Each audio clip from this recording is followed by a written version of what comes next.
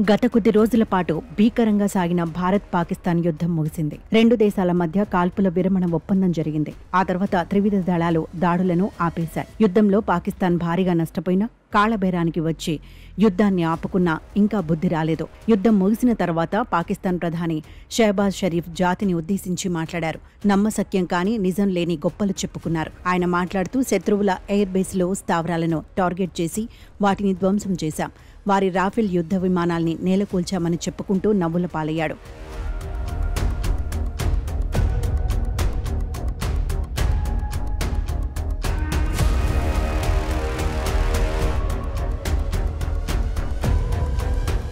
మేమే విజయం సాధించాం. ఇది పాకిస్తానీల విజయం. పాకిస్తానీ ఆర్మీ, చైనా, టర్కీ, ఇతర ముస్లిం దేశాలకు మా కృతజ్ఞతలు అంటూ ప్రకటన చేశాడు.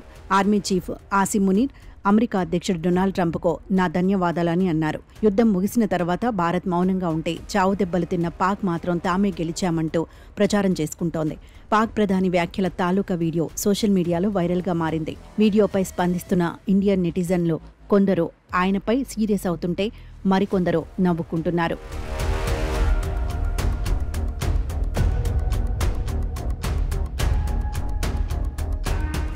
పహల్గాం ఉగ్రదాడికి సమాధానంగా భారత్ యుద్ధానికి దిగింది. పాకిస్తాన్ కాళ్లబేరానికి రావడంతో వెనక్కు తగ్గింది. కాల్పుల విరమణ ఒప్పందంతో రాజీకి వచ్చింది.